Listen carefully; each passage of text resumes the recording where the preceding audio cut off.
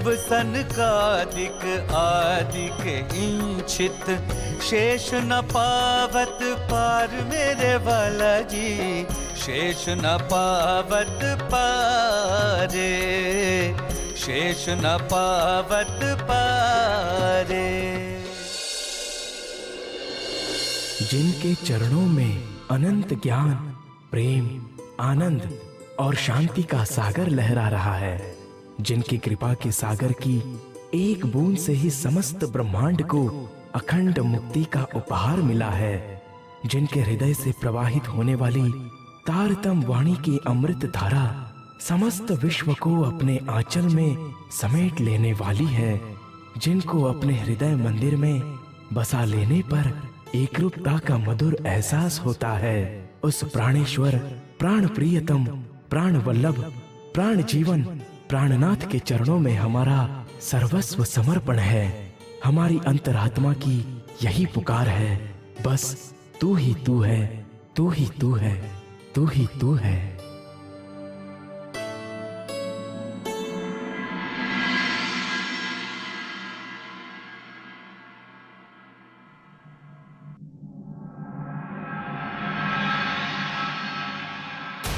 ओए नामुराद, कौन है तू और यहाँ कैसे आ गया? जनाब, मैं कासिद हूँ और हुजूर की खिदमत में एक खत लेकर हाजिर हुआ हूँ। तो खड़े खड़े मेरा मुंह क्या देख रहा है? दे दे सिपाही को और दफा हो जाए यहाँ से। लेकिन हुजूर आली, खत भिजवाने वाले फकीर साहब ने इसका जवाब भी मांगा है।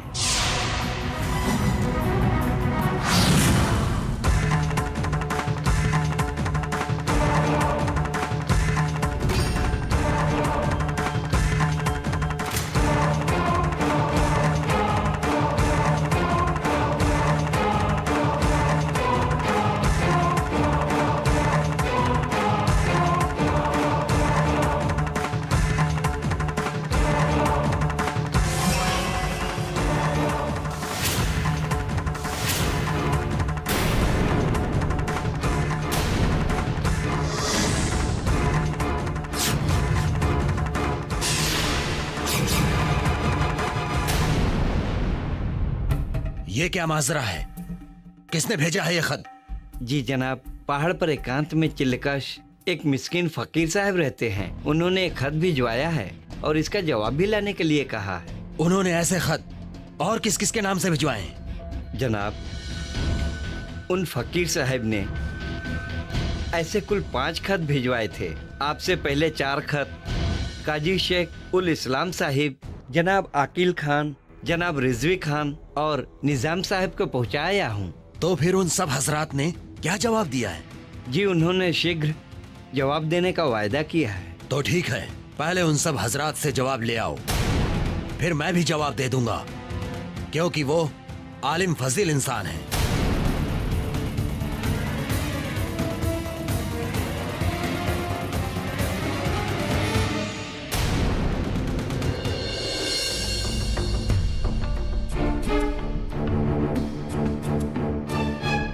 क्या हुआ कांजी भाई? कोतवाल साहब ने कुछ जवाब दिया? नहीं निर्मल जी, कोतवाल ने भी वही बात कही है जो बाकी सब ने कही थी कि पहले बाकी सब से जवाब लेकर आओ, फिर मैं जवाब दूंगा। कोई बात नहीं कांजी भाई, संदेश पहुंचा देना भी अपने आप में एक महान सेवा है। आइए अब हम श्री जी के पास जाकर उन्हें ये सारी बात बता देते हैं। ठीक है, चलिए।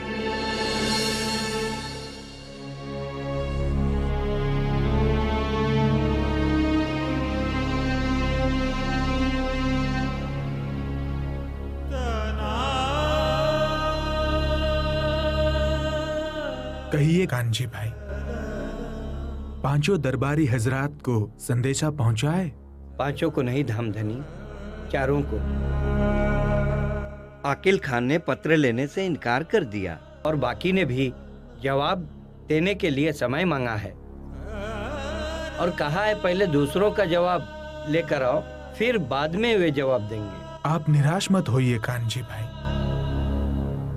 सत्य के मार्ग में परेशानियां तो आती ही हैं। हमें तो सत्य ज्ञान का संदेश पहुंचाकर अपना कर्तव्य पूरा करना है। इसीलिए आप फिर से उनके पास जाइए और उनसे उत्तर पाने का प्रयास कीजिए। जैसी आपकी आज्ञा धामधनी।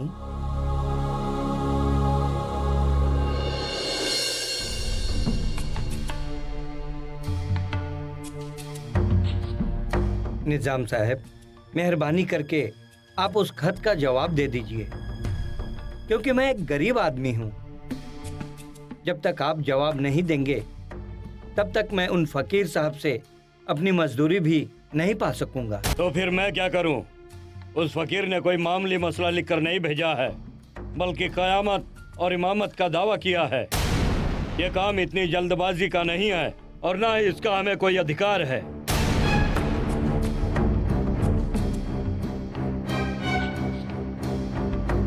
जनाबे अली, तो फिर किसे अधिकार है?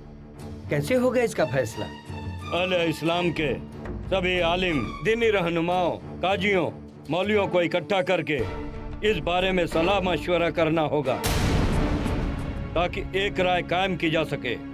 इसलिए आप जाइए और इंतजार कीजिए। ठीक है हुजूर।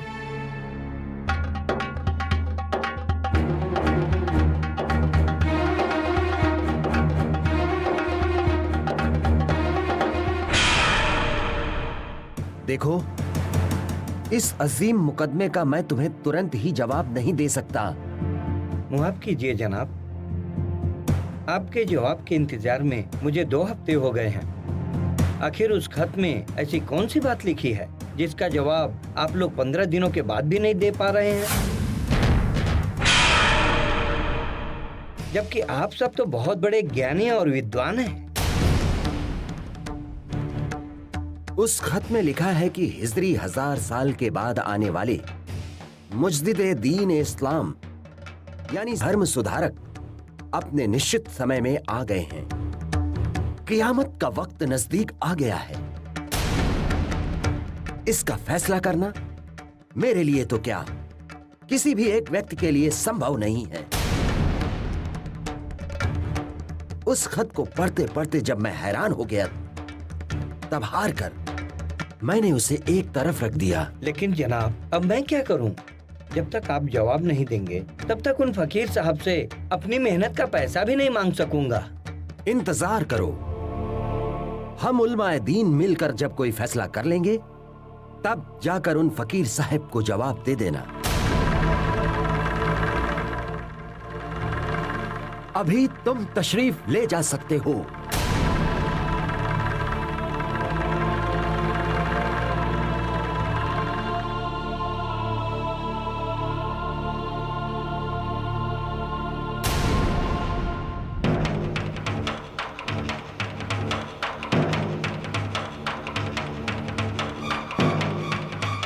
बड़ी उम्मीदें लेकर आया हूं कोतवाल साहिब। आप मेहरबानी करके उस खत का जवाब दे दीजिए, नहीं तो उन फकीर साहब से मैं अपनी मेहनत के पैसे नहीं पा सकूंगा और उसके बिना मुझ गरीब का गुजारा कैसे होगा? लेकिन जिसके बारे में मैं कुछ जानता ही नहीं, उसका जवाब कैसे दे सकता हूँ? क़यामत आई कि नहीं, इमाम मेहंदी की पहचान क्या है, ये तो कोई आलिम दीन ही बता सकता है या बादशाह हुजूर बता सकते हैं, मैं नहीं। क्योंकि मुझे ना ही कुरान पाक की मुकम्मल जानकारी है और ना दीन की, जबकि बादशाह हुजूर तो खुद एक जिंदा पीर हैं। तो हुजूर, आप कम से कम इतना रहमो करम कर दीजिए मुझ पर, आप सुल्तान तक एक खबर पहुंचा दीजिए कि आपके पास पहाड़ से एक फकीर साहिब ने मुकदमा क़यामत लिखकर और इमामत का दावा करते हुए एक खत भेजा है। मेरे ख्याल से वे इसे पढ़कर खुद ही जवाब दे देंगे। सुल्तान के सामने क़यामत और इमामत की बातें करना मेरे लिए मुमकिन नहीं है। अगर कोई जेर जबर हो गया या कोई बात कुरान पाक के एतबार से पूरी ना हुई तो उसका अंजाम क्या होगा, ये सोचकर मेरी रूह कांप जाती है। नहीं नहीं, मैं ये काम नहीं कर सकता। अब तुम जाओ यहाँ से।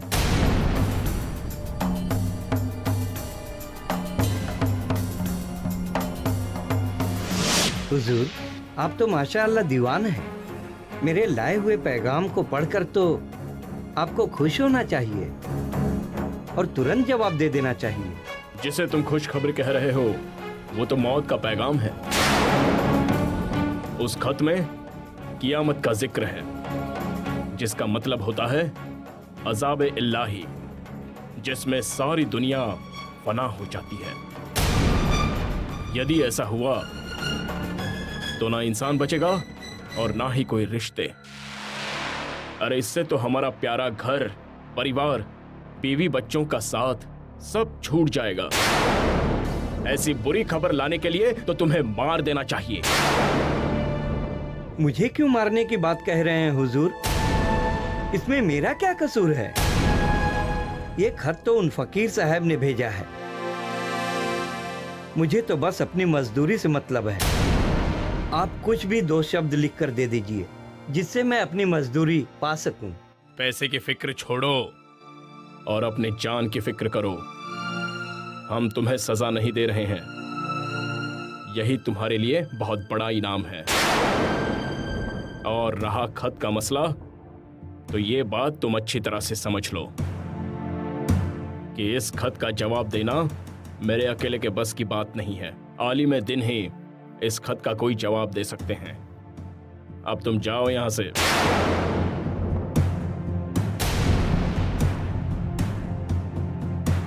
ये कैसे ज्ञानी है, इतने बड़े पद पर बैठे हैं और इन्हें कियामत का सही अर्थ भी नहीं पता। श्री जी तो कहते हैं कि कियामत का दिन मोमिनों के लिए खुशी का दिन होता है, जिसमें उन्हें हक ताला का दीदार प्राप्त होता है और उनके अच्छे कर्मों का फल मिलता है।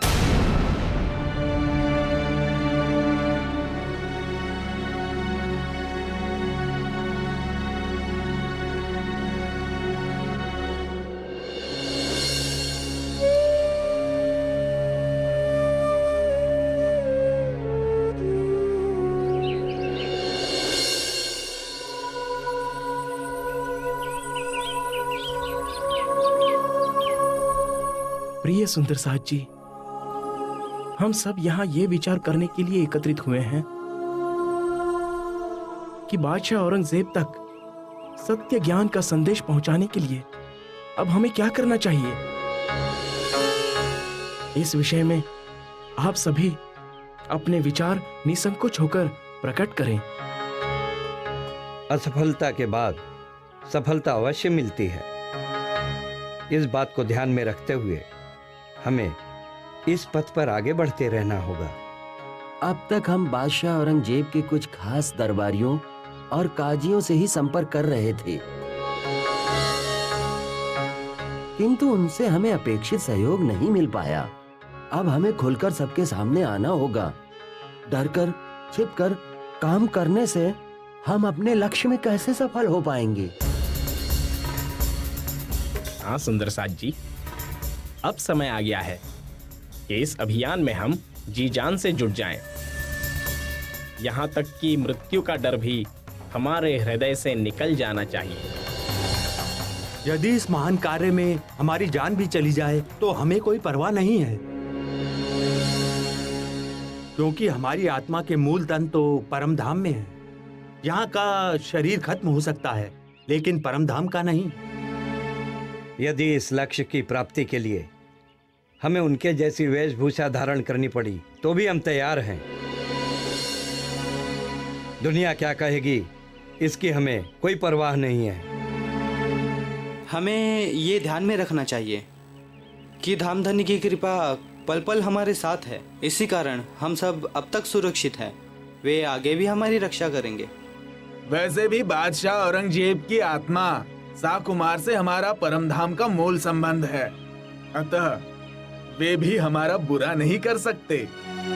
आखिर परमधाम में हम एक साथ प्रेम व आनंद में रहे हैं। तो ठीक है, हम ये निर्णय लेते हैं कि आज से हर दिन हम सभी जामा मस्जिद की सीढ़ियों पर बैठकर सनत वाणी का गायन करेंगे, जिससे कि हमारा संदेश बादशाह औरंगजेब तक पहुंच सके।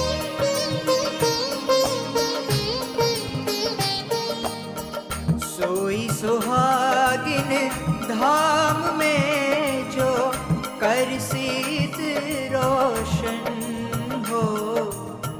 सोई सुहागिन धाम में जो कर सीत रोशन।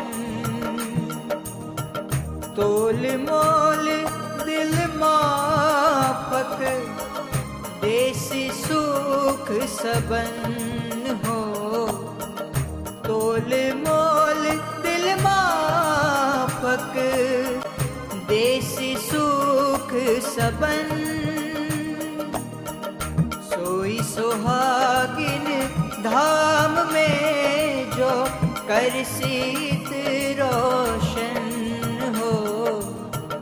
कर सीत रोशन।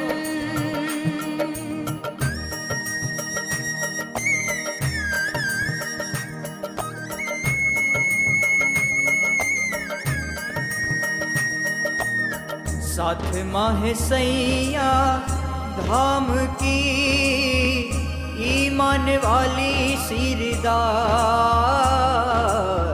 सौधन धाम को तोल सी कर सी दृढ़ निर्धार। सोई सुहागिन धाम में जो कर सीत रोशन।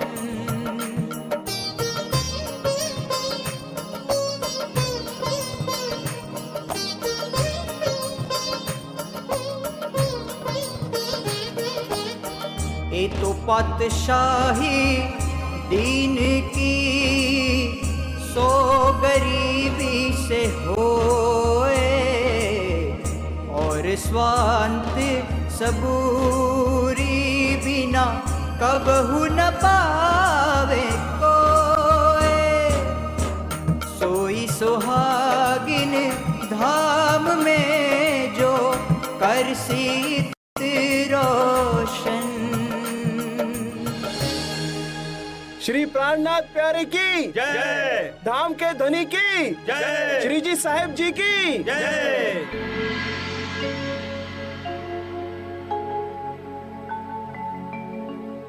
रूहे उतरी लैलत कदर में सो उम्मत रब्बानी जान। इनको हिदायत हक की ऐ दिल मोमिन अर्श सुभान। ऐ दिल मोमिन अर्श सुभान। कहिया पर जले जबराइल चढ़ सके आना चौथे आसमान। रूहे बसे तिन लाहूत में जो दिल मोमिन अर्श सुभान। एही खासल खास गिरो मोहम्मदी जाकी बंदगी इश्क ईमान। इनो फेल ऊपर का ना रहे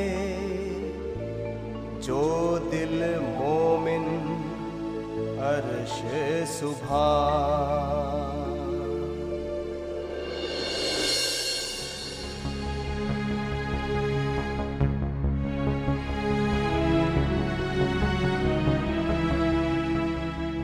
भाइयों, मेरा नाम नंदलाल है। मैं जामा मस्जिद में घड़ियाल बजाने का कार्य करता हूँ और पिछले कई दिनों से आप सबको यहाँ गाते हुए देख रहा हूँ।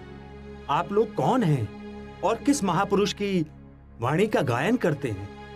यह पवित्र सनद वाणी बुद्ध निष्कलंक स्वरूप श्री प्राणनाथ जी की है। वे समस्त धर्म ग्रंथों की भविष्यवाणियों के अनुसार इस आखिरत की पवित्र घड़ी में अवतरित होकर समस्त मानवता को एकता के सूत्र में पिरोने का प्रयास कर रहे हैं। उन्हें ही आखिरुल इमाम साहिबुज्जमा भी कहा गया है। आपके द्वारा ब्रह्म ज्ञान की अद्भुत रहस्यमयी बातें सुनकर मेरे हृदय में श्री प्राणनाथ जी के दर्शन करने की प्रबल जिज्ञासा हो रही है। क्या आप मुझे उनके चरणों में ले जा सकते हैं? अवश्य, हम आपको अभी ले चलते हैं।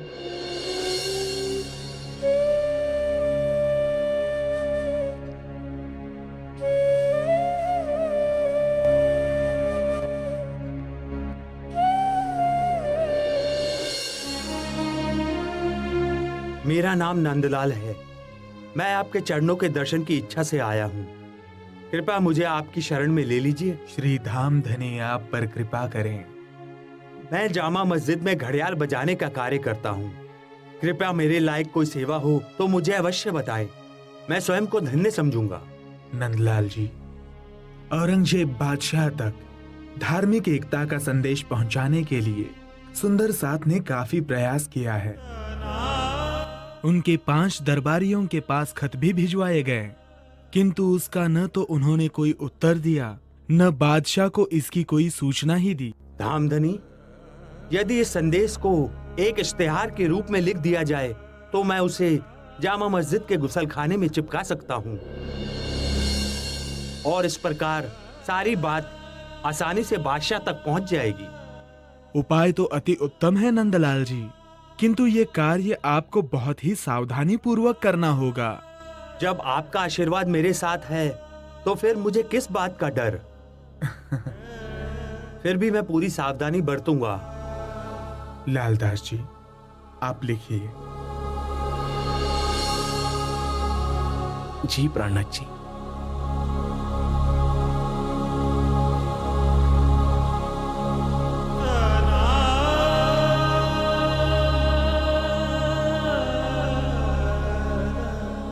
लिखिए। बिस्मिल्लाहिर्रहमानिर्रहीम, अल्हम्दुलिल्लाहि रब्बिल आलमीन। हर खास व आम को इत्तला दी जाती है कि जिस आखिरुल इमाम अलिफ सानी मुजद्दिद आजम के ज़हूर के लिए अहले इस्लाम मुंतजर व बेकरार हैं, वह 10वीं और 11वीं हिजरी में जाहिर हुआ। चुनांचे कियामत का सुगरा दौर शुरू हो चुका है और इस सिलसिले में तमाम अलामतें भी जाहिर हो चुकी हैं। मस्जिद नबवी के वसीयतनामा जात भी महसूल है, लिहाजा हक को पहचान कर उसकी बैयत लीजिए ताकि सिरातुल मुस्तकीम व निजात व सिफायत मोहम्मद सल्लल्लाहु अलैहि वसल्लम के पैरोकार होकर रोजे महसर में सुरखरू हुए। जवाब का मुंतजर, दस्तखत बकलम खुद, फकीर सैयद मोहम्मद इब्ने इस्लाम।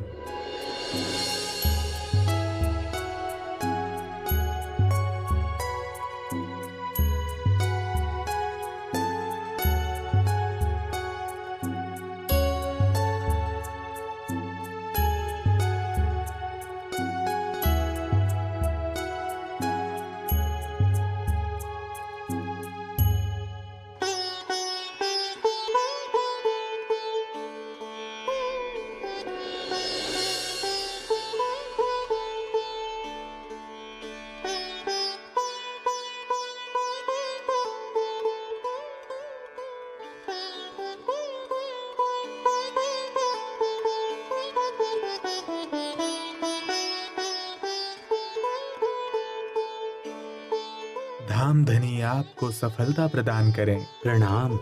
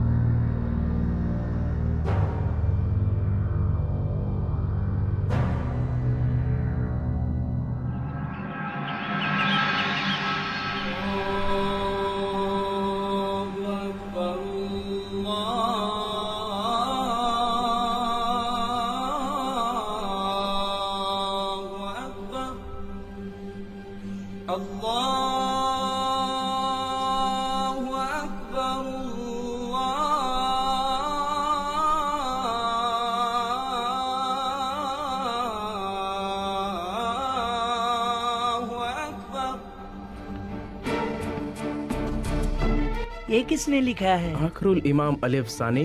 मुस्दिद आजम जमा का ज़ुहूर अभी कैसे हो सकता है? कियामत तो अभी बहुत दूर है। कियामत की अलामतें तो अभी जाहिर होना बाकी है। आप बिल्कुल सही कह रहे हैं। हमें जल्द से जल्द आलिम दीन और बादशाह सलामत को इस बात की जानकारी देनी चाहिए।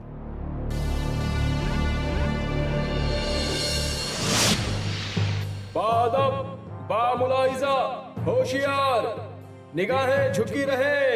बादशाह सलामत हजरत मोहम्मद मुहिउद्दीन आलमगीर औरंगजेब आलम पनाह जिले सुभानी दरबार में जलवा अफरोज हो रहे हैं।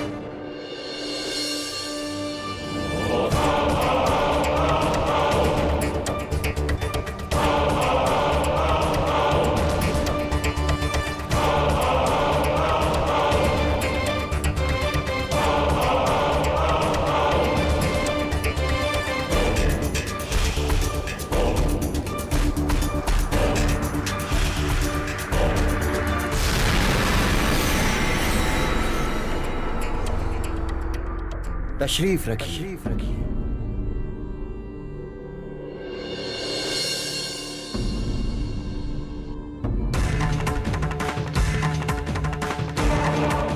दरबार की कार्यवाही शुरू की जाए। हुजूर, दरबार की कार्यवाही शुरू करने से पहले आपसे एक दरख्वास्त करना चाहते हैं कि शहर में एक इश्तिहार का निहायत शोर है। कैसा इश्तिहार? आलम पनाह जामा मस्जिद के वजू खाने के दरवाजे पर एक इश्तिहार चिपका हुआ है जिसमें कियामत और इमामत के बारे में जिक्र किया गया है। फौरन वो इश्तिहार मां बदौलत के रूबरू पेश किया जाए।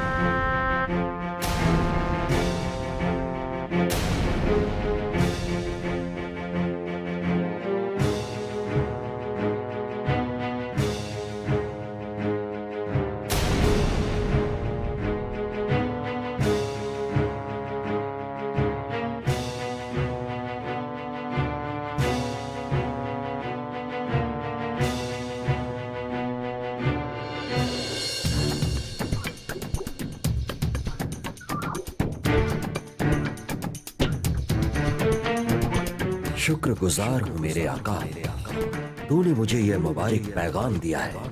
इंशाअल्लाह अब हमें अल्लाह ताला का दीदार होगा। मोमिन तो इस दिन का बेसब्री से इंतजार करते हैं, लेकिन ये इश्तिहार गुसल खाने से क्यों बरामद हुआ है? ऐसा मालूम होता है कि शेख सुलेमान की लापरवाही की वजह से ही मोमिनों को परेशानियों से गुजरना पड़ा है और मुझे इमाम आखरुल जमा हजरत मोहम्मद अल मेहदी के दीदार से महरूम होना पड़ा है। शेख सुलेमान, इस तरह गुसल खाने से ये रुक्का बरामद होने से यह बात साफ जाहिर है कि आपने अपना फर्ज बेहतर तरीके से अदा नहीं किया। मोमिनीन हजरात पहले आपके पास आए होंगे,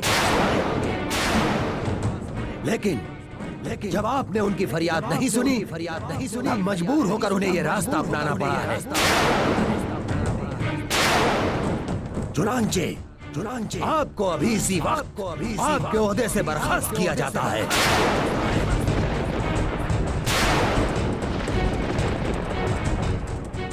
रहम हुजूर, रहम। शेख सुलेमान ने अपने फर्ज को अंजाम देने में जो लापरवाही बरती है, उसके एवज में उनको दरबार से बर्खास्त किया जाता है।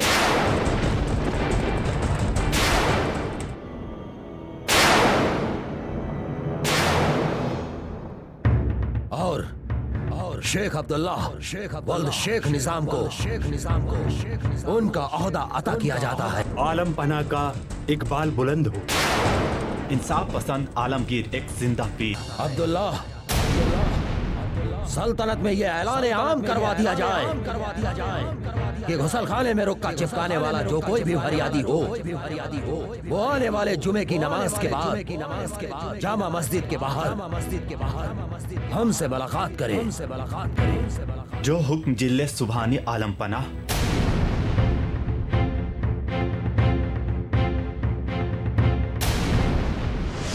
साहिबजादे, ऐसा कुछ करो कि सांप भी मर जाए और लाठी भी न टूटे। अब्बाजान, आप बेफिक्र रहिए। एलांची,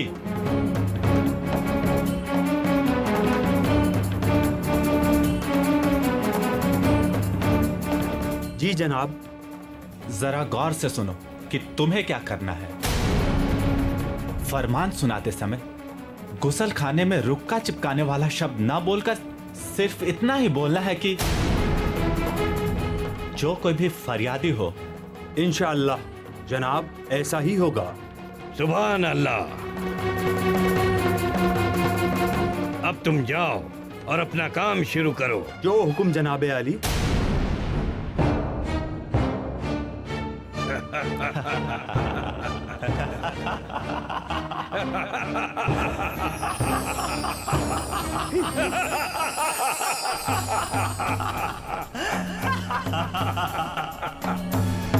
सुनो सुनो सुनो, खल्क खुदा का, मुल्क बादशाह का, हुक्म आलमगीर का। सुनो सुनो सुनो, अरे खासो आम को इत्तला दी जाती है कि सुल्तान औरंगजेब आलमपना ने ऐलान करवाया है कि उनके राज्य में जो कोई भी फरियादी हो वो आने वाले जुम्मे की नमाज के बाद सुल्तान से मुलाकात करके अपनी फरियाद उनके रूबरू पेश कर सकता है।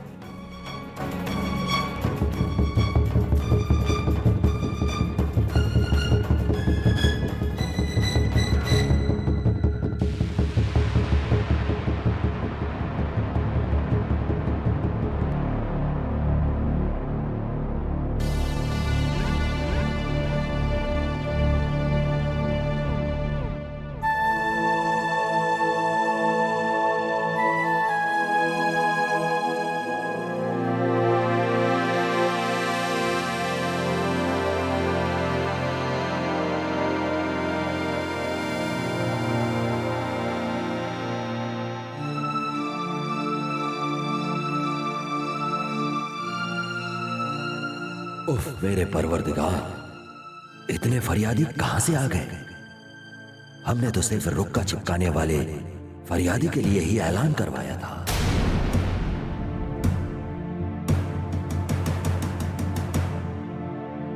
आप सब अपनी फरियाद का पर्चा हमें दे दीजिए। इंशाअल्लाह बाद में सुल्तान आप सबसे रूबरू होंगे।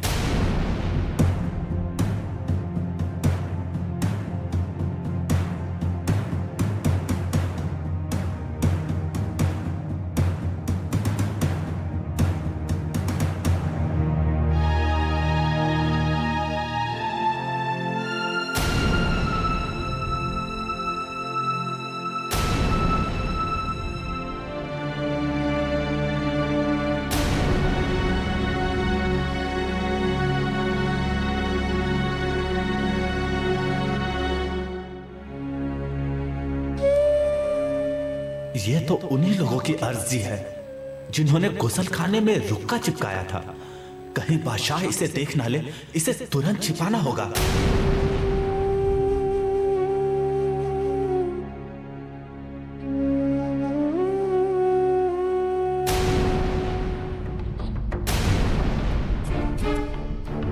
शेख अब्दुल्ला, खुदा के कहर से डर सुल्तान आली हमारे वास्ते ही यहाँ तशरीफ लाए हैं। हमने ही गुसल खाने में रुक्का चिपकाया था।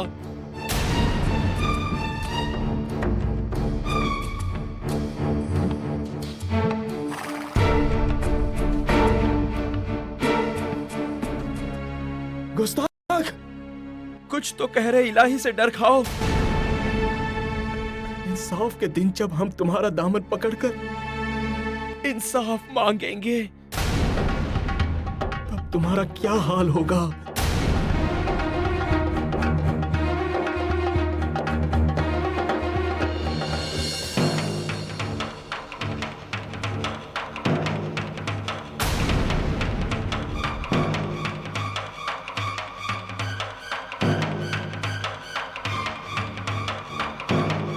बादशाह, बादशाह!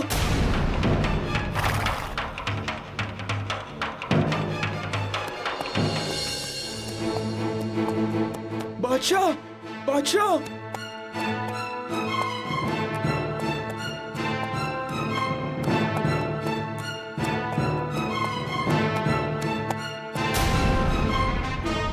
बादशाह!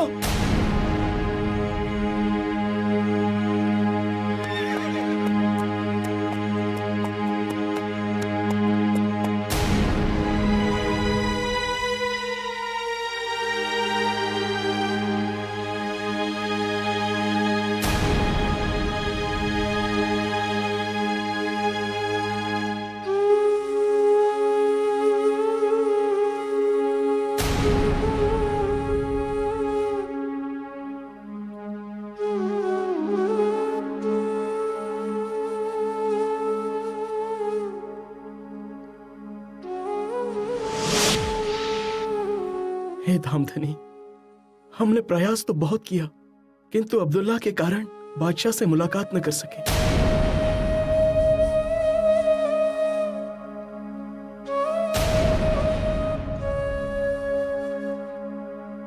किंतु श्रीजी साहिब जी, हम पीछे हटने वाले नहीं हैं। जब आप अक्षरातीत धामधनी पल पल हमारे साथ हैं तो फिर हमें किस बात की चिंता?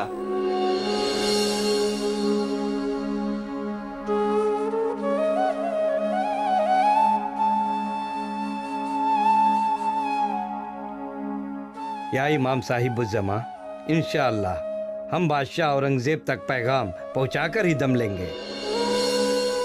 इस कार्य में चाहे हमारी जान ही क्यों न चली जाए। हे धामधनी, इस उद्देश्य में जब तक हमें सफलता नहीं मिलती तब तक हम निरंतर प्रयासरत रहेंगे। इस लक्ष्य तक पहुंचने के लिए हम अपना तन, मन और जीवन निछावर कर देने के लिए तैयार हैं। आप सबका उत्साह, जोश और उमंग देखकर मैं अत्यधिक प्रफुल्लित हूँ। श्री राज जी आप सबकी पल पल रक्षा करें। हे धामधनी, मेरा आपसे निवेदन है कि आप कुछ दिनों के लिए किसी एकांत स्थान पर निवास करें। तब तक हम आपके आशीर्वाद से सुल्तान तक आपका संदेश पहुंचाने का प्रयास करते रहेंगे।